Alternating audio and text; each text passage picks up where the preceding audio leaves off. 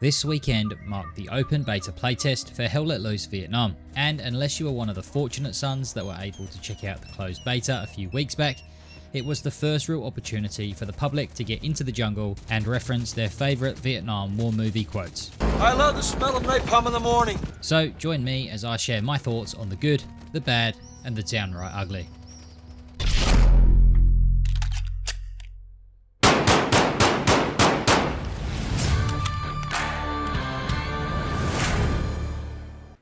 What's up guys, welcome back to the channel.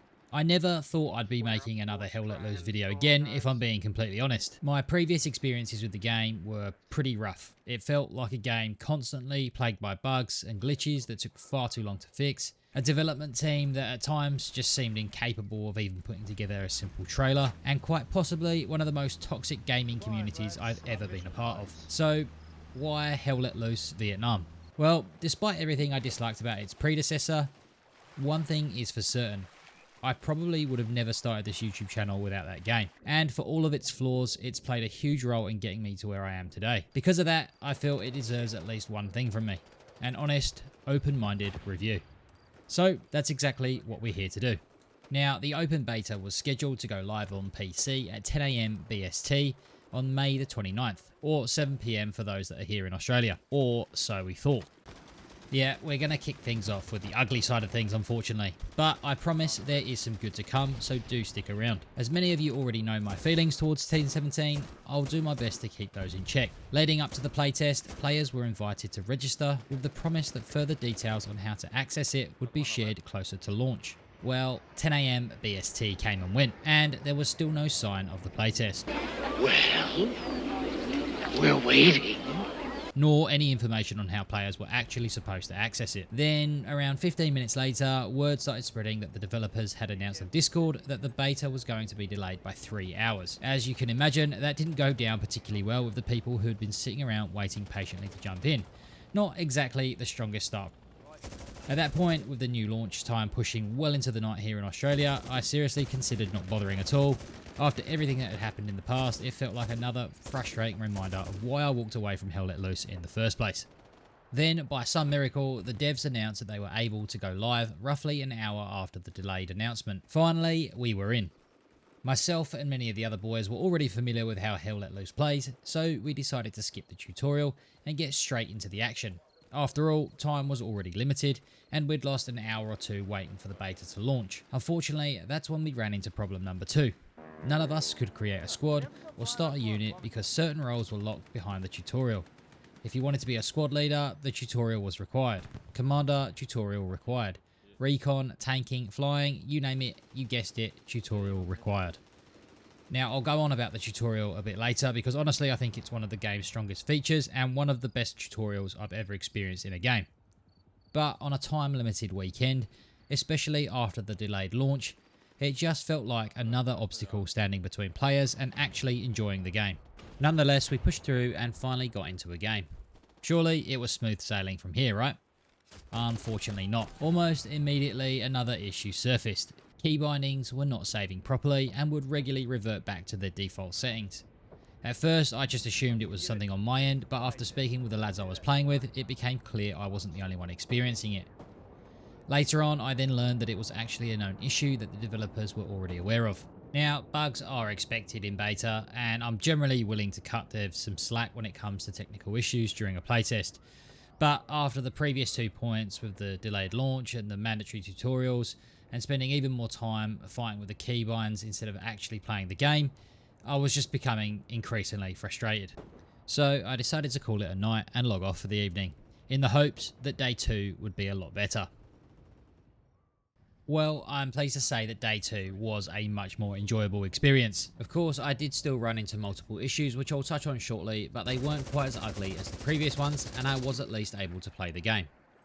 So let's move on to some of the things that I actually liked about the game, starting with the tutorial. As I mentioned earlier, this is probably one of the most in-depth and informative tutorials I've ever come across in a multiplayer shooter. And if you're not familiar with Hell Let Loose, it can be an incredibly daunting game to get your head around. There are a lot of moving parts, multiple leadership roles, resource management, logistics, communication systems, and mechanics that aren't immediately obvious to new players. One of the biggest issues with the original Hell Let Loose was that it never did a particularly good job of teaching players these systems, and as a result we'd often end up with hugely unbalanced matches between experienced players who understood the mechanics and the newer players who were simply trying to figure out what was going on. Hell Let Loose Vietnam does a much better job in this regard. The tutorial walks players through the game's systems in a clear and structured way, and developer commentary throughout does an excellent job of explaining not only how things work, but why they matter. It really helps reinforce what you're learning, rather than just throwing information at you and hoping it sticks. Even if you're a Hell Let Loose veteran, I'd still recommend taking the time to go through the tutorials properly. Completing them takes around an hour, but it's time well spent. And despite my earlier complaints, I actually think the developers made a right call by locking key leadership roles behind tutorial completion. Roles like the squad leader and commander can have a massive impact on how the match plays out.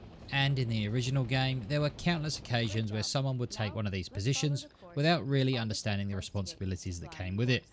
And as a result, the entire team would suffer. While it was frustrating during a limited time beta weekend, I can absolutely see the long-term benefits of this system. If it encourages players to learn the basics before jumping into critical leadership positions, the overall quality of matches could improve significantly. It's one of those features that may annoy you in the moment, but hopefully it makes the game better for everyone. Another aspect I really appreciated was just the level of detail in the map design and the effort that the developers have clearly put into creating an immersive environment. Moving through the jungle, never knowing when you're going to stumble across an enemy hidden in the tree line, creates a constant sense of tension and anticipation. In its current state, I feel that playing as infantry is probably the best way to experience the game. The combat is hectic, chaotic and incredibly engaging. When you're in the middle of a firefight with rounds cracking overhead and enemies appearing from unexpected angles, the game truly comes alive and delivers some very memorable moments.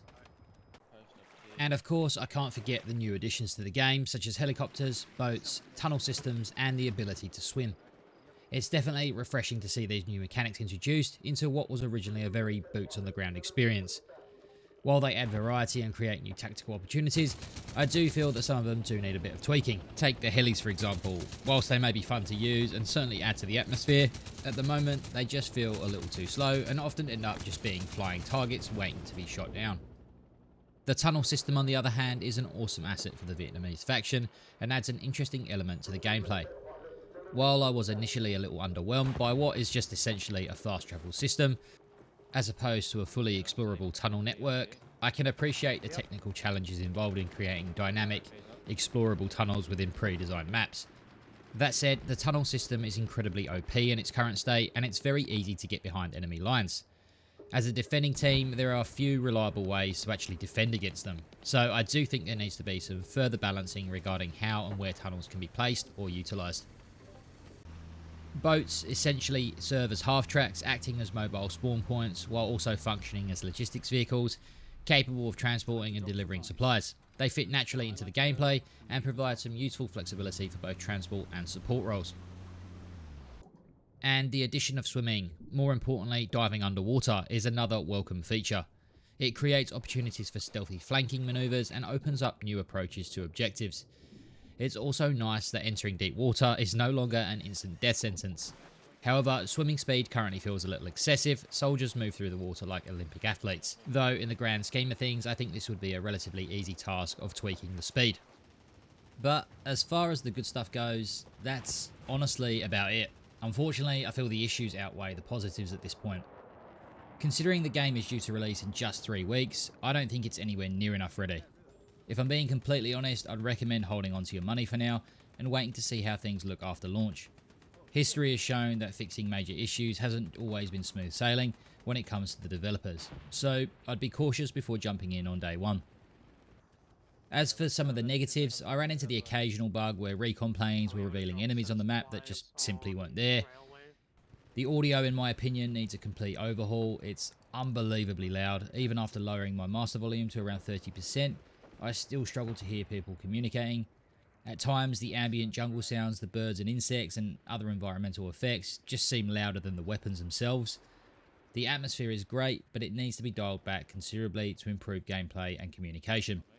Fortunately, I didn't experience it myself, but I have seen multiple reports of players getting stuck in the deployment menu when joining a match, They can't seem to select a team, can't spawn, and can't even leave the game without forcing it closed via Alt F4. Then of course there's optimization. Yes, it is only beta, but we're only 3 weeks away from release, and the performance is concerning. I'm running a fairly powerful PC, and during large firefights or in densely populated areas, my frame rate was regularly dropping into the 40s or 50s. I also noticed significant rubber banding when engaging enemies at longer distances, and again initially I assumed this was a network issue on my end, but after watching footage from other players, the same problem appears to be widespread. I've also seen reports of hit registration issues, particularly involving tanks and other armoured vehicles. Enemy visibility is another problem in my opinion. I understand that the dense jungle environment is designed to make spotting enemies difficult, but at times it feels almost impossible to identify where you're being shot from. Part of that comes back to the audio issues, but there's also seems to be a lack of visual weapon effects such as muzzle flashes or other indicators that would help players locate incoming fire. So overall, in my opinion, I generally don't think this game is ready for release, and truthfully, I'm not convinced it will be for quite some time either. There is definitely fun to be had, and beneath all the issues, there's a solid foundation. But if I'd spent $50 on the game in its current state, I think the cons would outweigh the pros by a significant margin. One thing is for certain though, and I'm very glad they kept it. The sweetest sound in gaming is still alive and well. Well, that's all we've got time for. Thanks for watching, guys. Let me know your thoughts down below in the comments. Do you agree, or have your experiences been different? Until next time, keep it crispy.